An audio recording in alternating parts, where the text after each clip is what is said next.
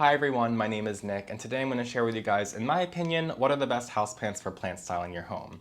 Whether you're starting your collection bare bones or just looking to spruce up a space, I'm going to share with you guys which houseplants are going to help your home achieve jungle status with the least amount of effort and the fewest amount of houseplants involved. Before we talk about any houseplants in particular, I first just want to quickly touch upon the three categories of houseplants we're going to be talking about in today's video, which include trees, leafy bushes, and trailing or climbing houseplants. They kind of go hand in hand.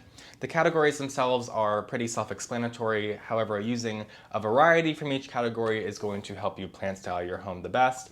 And as I was saying, help you achieve jungalo status while not breaking the bank and using the least amount of plants as possible. So of course, I'm going to give you guys a couple options in each category today. The first we're going to talk about is the trees. These are the focal points in your home. These are the plants that you're going to have the least amount of because they're going to take up the most space and they're probably going to cost you the most money.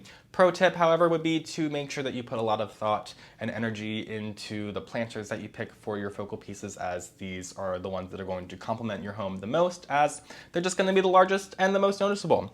The ones that I'm going to be talking about today are much smaller options because I have to pull them on camera today, so bear with me, but these are ones that can get very, very large. So the first one I want to talk about today is Dracaenas. I absolutely love Dracaenas. This one right here is a Dracaena reflexa.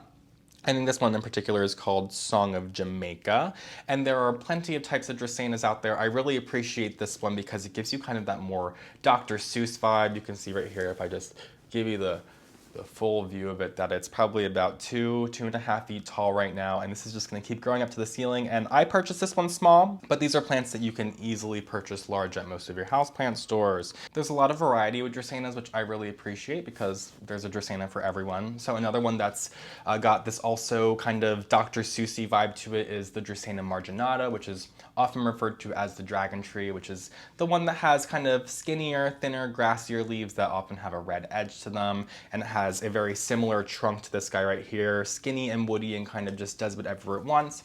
There's also ones that have kind of thicker, more tree-like trunks, like the Dracaena fragrans, which is commonly called the corn plant and is a houseplant that you're definitely going to find in pretty much every houseplant store, one of the most common houseplants out there.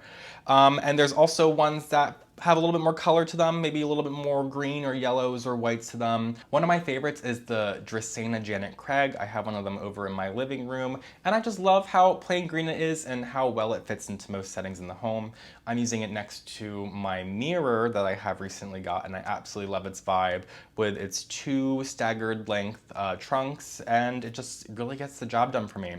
They're also really easy to care for. These Dracaenas really don't require much attention at all. I'm probably watering my larger ones probably like every 3 weeks or so, but this small one right here, since it is in a smaller terracotta pot, I probably need to water it like maybe once a week, maybe like every 7 to 10 days, I'd say. But they're definitely ones that you can forget about. And if you forget about them a little too long, they'll just get a little wilty and they recover really well. You don't want to let them go too far on the end of drought, as their roots often aren't the most meaty, let's say. So they can, if you go too far on the end of drought, they can kind of wither away at their roots and then the plant might just randomly die.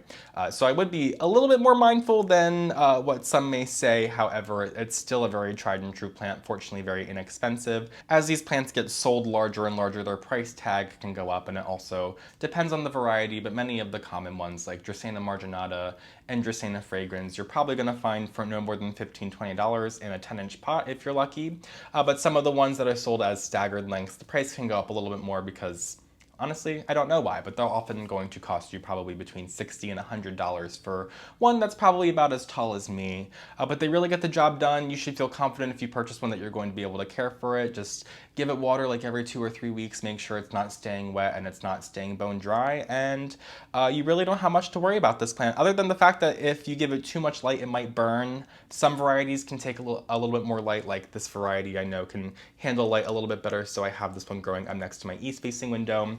But my Dracaena Janet Craig with those glossy dark green leaves, that is a great plant for low light situations, so I have that one much further away in my apartment, probably like 15 feet away from the windows. So different varieties need different light, but you can kind of use the rule of thumb that the more color the variety has, the more light it can withstand. But in no cases would I be giving Dracaenas scorching light. They just don't require it.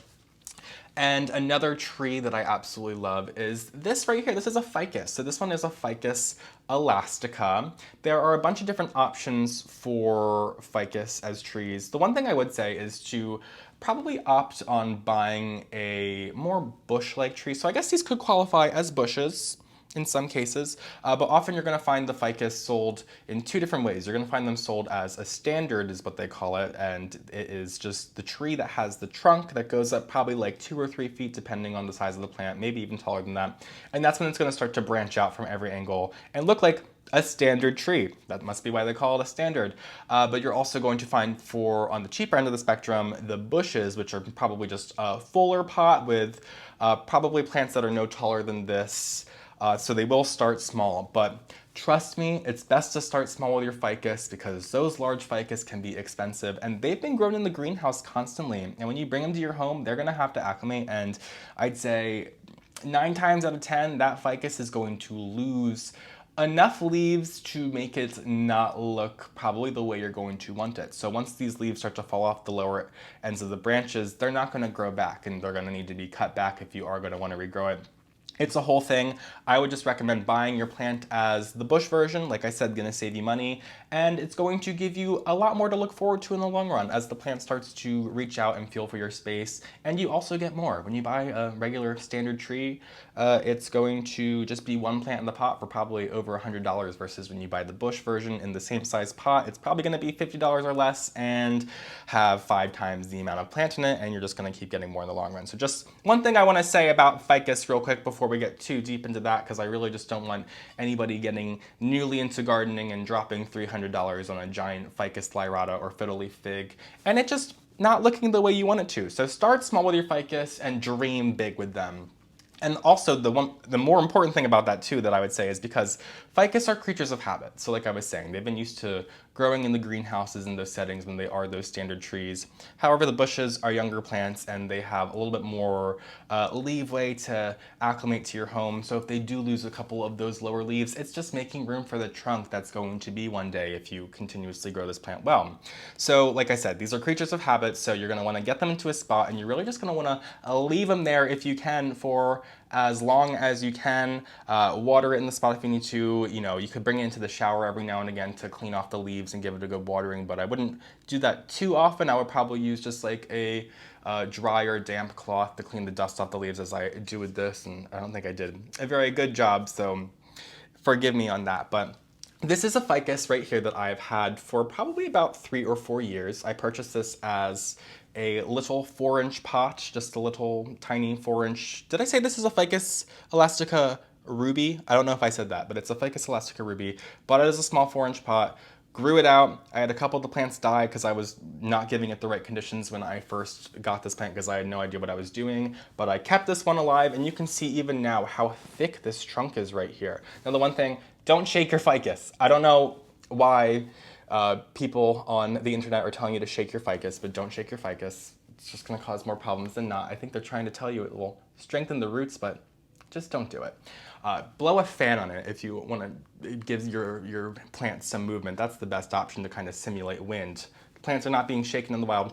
I'm getting off on a tangent. Anyway, ficus are great houseplants. You just gotta put a lot of thought into it. If you go in blindly and you buy a big tree and you put it in a dark corner in your home, you're not gonna have very good luck with it, but this is a plant that if you buy as a nice little bush or whatever size plant you want, really, you can spend your money however you want and put it in a bright window.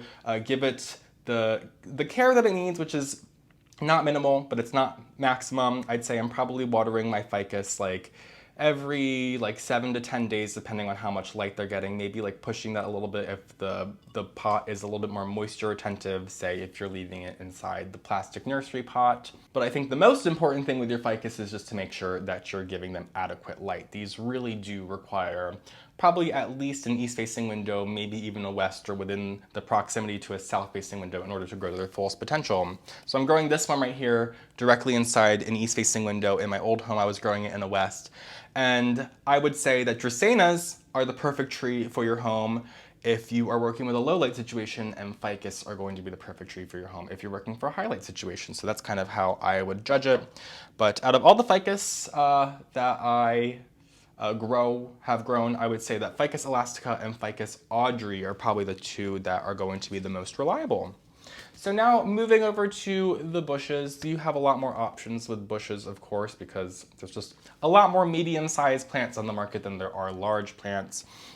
One of my favorite tried and trues is going to be the Aglaonema, or the Chinese evergreen. Now, once again, I'm showing you guys much smaller options today, but if you were to buy one of these in the same size pots as a Dracaena or Ficus, as we were just talking about, say like a 10-inch pot, these are going to be much more bush-like. These are going to be way more lower to the ground. They're not going to be any more than like a foot or two maximum in comparison to the others. They're going to get much more than that.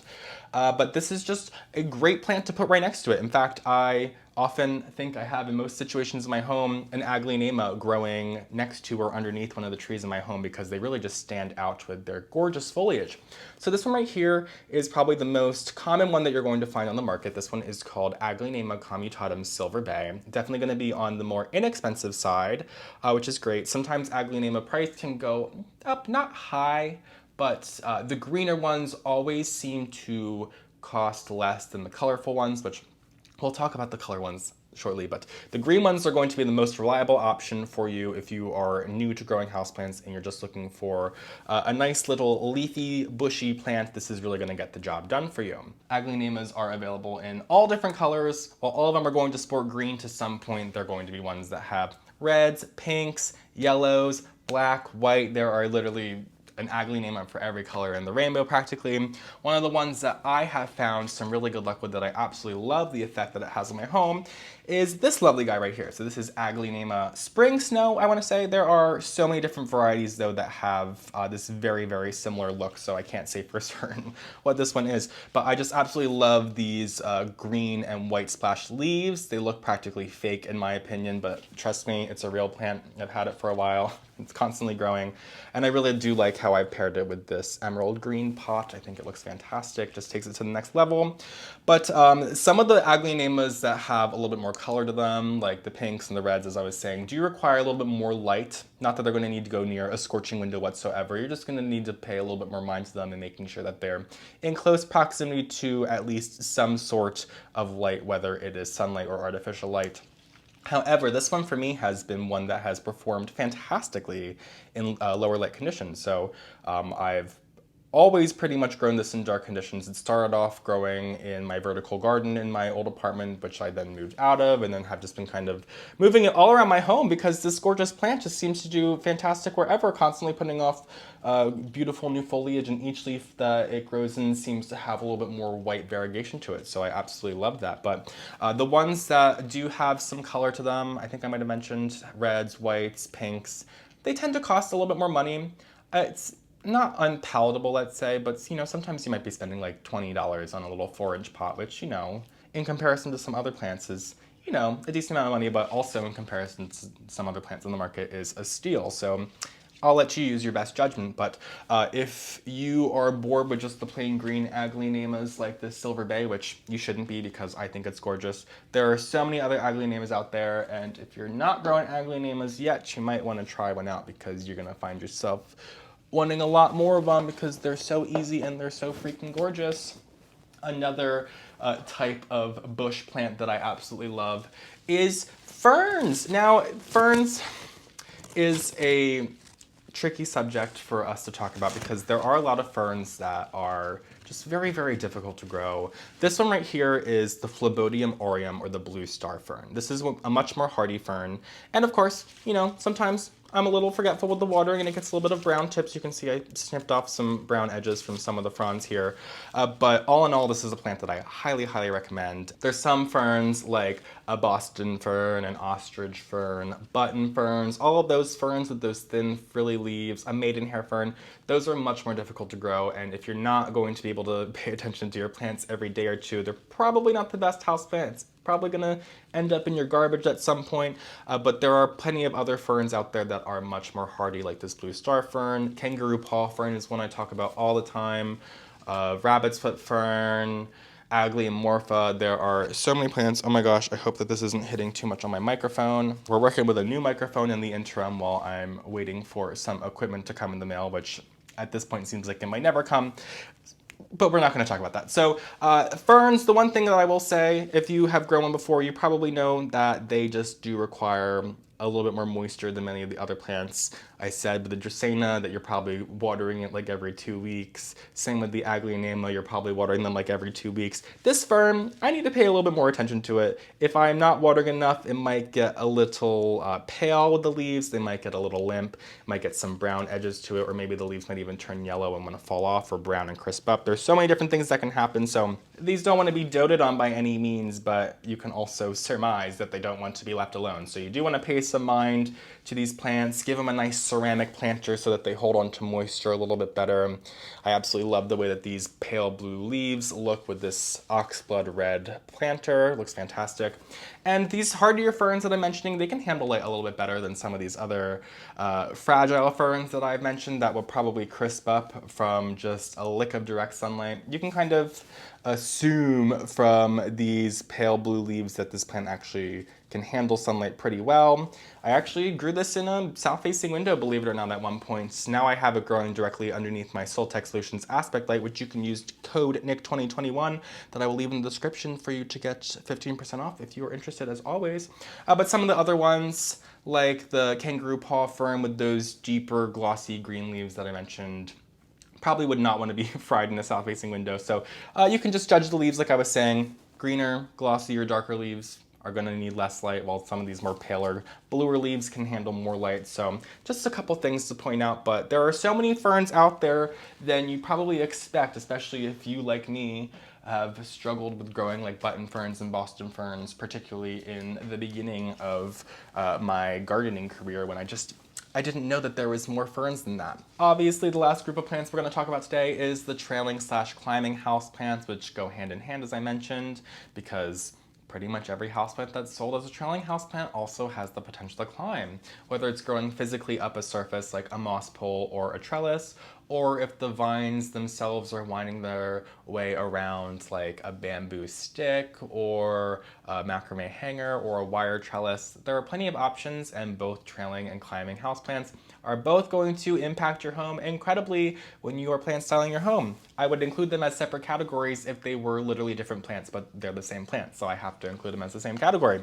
The first one I want to talk about today is a very common one. So this is the Philodendron hederaceum. This one is the lemon lime variety, so it sports this gorgeous neon yellow-green color, which is wonderful because it just deviates from the normal green plants that we have in our home. But there is a plain green version of this as well that performs just as fantastically.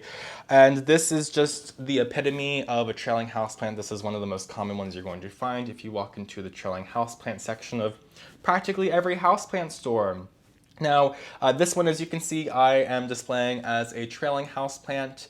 This can climb, as all of them can. You can kind of judge your houseplants as to whether they would want to climb up like a surface or if they would want to wind around like a bamboo stick by kind of just looking at the stems. So you can see on this plant that it has all of these aerial roots sticking out. They're kind of like little nubs that are coming out of the stem where the leaf grows at each node, which the node is where each leaf is emerging from the stem.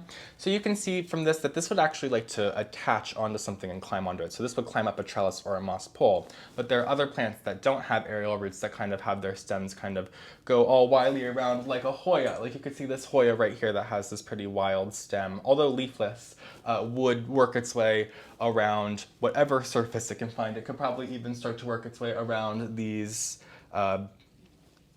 whatever they're called, the poles. I don't know the word I'm looking for right now. But anyway, on the shelf, they could literally do that. But there are so many different types of philodendron out there. Pretty much every philodendron is going to either climb or trail tremendously. This one, as I said, can do both. Another one that I really enjoy growing in my home is my Philodendron mayoi, which I have growing down the side of my bookcase, which I just love the look of it with its very fingery leaves. It looks fantastic. That one's a little bit more harder to find, but there are plenty of other philodendron that you're going to come across if you walk into your houseplant store. Philodendron are really, really easy houseplants to grow. They are plants that thrive in the medium area of light in our home, so they don't want to be too close to a window as the leaves can get damaged, but if the plant is too far away from light, it's not going to photosynthesize, do its fullest potential, and the leaves will kind of come in kind of wimpy and deformed. So medium light's perfect. I grow a lot of my philodendrons within like 2 to 8 feet from my east-facing windows, and they perform fantastically. This one's even further away. Philodendron hederaceum is known for being able to withstand lower light conditions than many of the other philodendrons, so this one is perfect for some lower light areas in your home. And there are plenty of other houseplants too that aren't philodendrons that give off this very similar appearance that totally work for this category, such as the syndapsis, which is often called the silver pothos or silver philodendron, as well as regular pothos or golden pothos, the Pyrpinum aureum. Also super fantastic. These are all great trailing houseplants that are going to do wonders for your space, and they're also all going to be very inexpensive. But like I said, there's also plenty of other options out there, some more interesting philodendrons that are going to have, you know, also quite a great impact on your home because all of them have such different leaf shapes and different colors, and there's really just a lot to enjoy. But if you want a tried and true philodendron, Philodendron hederaceum is all you really need. This is also called Philodendron scandens pretty often, but I think that might be an older, outdated name. And I do have one more trailing plant to talk about today. So this is Cissus. This is kind of an underrated houseplant in my opinion. This is one that I personally think is just a phenomenal houseplant for plant styling your home because pretty much all the Cissus that I'm aware of just carry that just hardcore boho vibe that really just fits seamlessly in with whether you're growing tropical houseplants or more just common houseplants. There is a Cissus that's really going to amp up every single home. So this one is a Cissus rhombifolia. This is an Danica, I think, which is often called the oak leaf Cissus. So this one just has these gorgeous leaves that kind of resemble oak leaves, which I absolutely love. Really just gives you kind of like I pulled a tree branch off of a tree and I stuck it in a pot and I'm just letting it do its thing in my home. So I really, really like that. This is one I just got recently, actually. I had one in my old home that I'll admit when I was moving, I left it there for like a month, and by the time I went to go get it, it was very dead. But these do require a little bit more moisture than, say, the Philodendron hederaceum or some of the other houseplants that I was talking about in today's video. These do not handle drought very well. It's not that they're going to die completely like one of those fragile ferns, but these leaves will wilt quite a bit. Maybe a couple of them might turn brown if it's been long enough, but upon watering, these will perk right back up and do good as new. The one thing about these plants, though, is the leaves kind of get ahead of themselves as they grow. So you can see these are kind of some underdeveloped leaves right here. So if I was to harshly underwater this plant and it had a nice little trail of new leaves coming in that still haven't fully developed, those are probably going to be the first ones to die off as they're requiring the most energy and water and all of that jazz. But this is a type of trailing houseplant that will climb up like a tendril, kind of. I don't know how I'm trying to word it. It's going to wrap around these strings, which is why I decided to put it in this planter right here, because as this decides to grow, it's going to work its way around. It's going to kind of in slow motion wind its way around until it finds a surface to grab onto, and then it's going to climb up all the way to the top, and then it's going to get to the top, and it's going to have nothing else to climb onto, and it's just going to kind of just work its way down like a weeping willow, and it looks fantastic. I absolutely love it. So I'm kind of planning ahead with this one here. Like I said, I just got it pretty recently, so it hasn't done much of anything yet. But Cissus are just so incredible. There's so many different types of Cissus out there. They're all going to look fantastic as a trailing houseplant or a climbing houseplant. And they're all pretty inexpensive. I'm not aware of any Cissus that's going to cost you a lot of money because, quite frankly, I don't think people really care about them. But if you are lucky enough to find a houseplant store that is cool enough to stock Cissus in stock, first, tell them they know what's up. But two, get one because you are going to be missing out if you don't. They just really provide the exact vibe that I'm looking for in my home, and I really think that they pair so well with inexpensive terracotta, and they look fantastic with a macrame hanger, whether it's jute or white macrame. I think it all works. Just really an underrated houseplant that I think deserves a lot more attention. Just be sure not to completely fry it in a window, or if you are going to fry it, just be sure not to forget about it because it's not going to appreciate the drought. And so that is the end of all the houseplants that I'm talking about in the categories, but I do have one extra plant to talk about. This is the extra credit. If you're going the extra mile in plant styling your home, what can you do? Well, let me introduce you to my friend here, the Staghorn Fern. So this is a Platycerium bifurcatum. This is a Staghorn Fern, and I know I talked about ferns in the bush category, but this is a category of its own. So this is a mounted houseplant. I am literally just growing this plant on wood. And how is it growing on this wood, you might ask? It is wrapped up in moss, so I'm using sphagnum moss, which you can find in practically any houseplant store and probably hardware store or online. I'm sure you can get it there too. And I have wrapped some regular sheet moss around it just to give it a decorative look, which is completely optional. And if I flip it around to the back, you're gonna see that I have just wrapped around tightly fishing line around this board just to give you kind of an idea of how to make this. And plenty of houseplant stores sell these already made. I think I have a video or two of how I've made these in the past, although I can't guarantee how fresh those videos are. But this is just such a wonderful way to grow houseplants, and it really is very eye-catching. I'd say this is probably more of a focal point than the bushes and the trailing plants.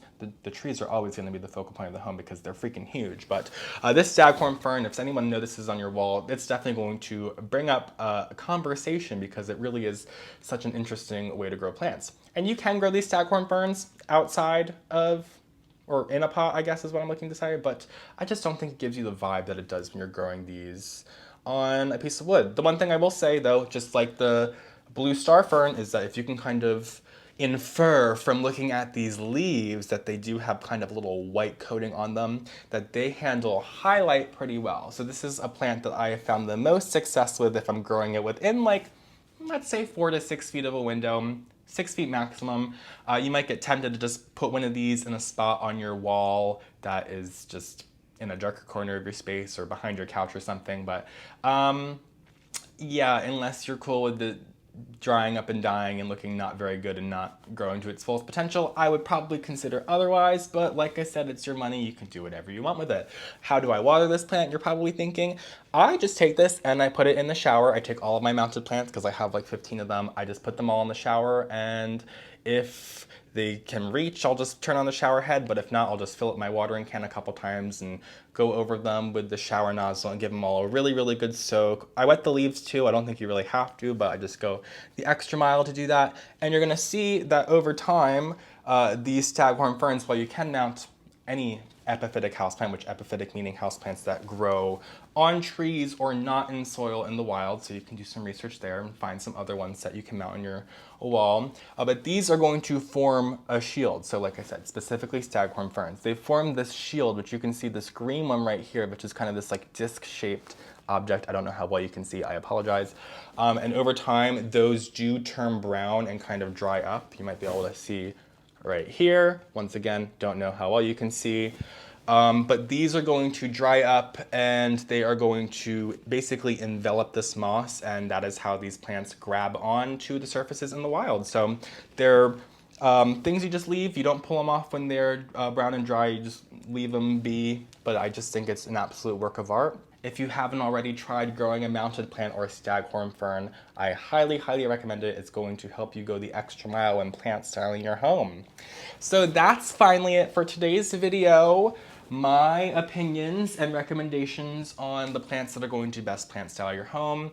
I picked these plants because they're the ones that I think have the biggest impact on my home specifically, but as long as you're following the trees, leafy bushes, and trailing plants slash climbing plants, I think you're gonna do a really good job plant styling your home. So thank you guys so much for joining me today. If you don't already, follow me on Instagram at PhillyFoliage, subscribe to my channel, and I will see you guys in my next video. Have a great day.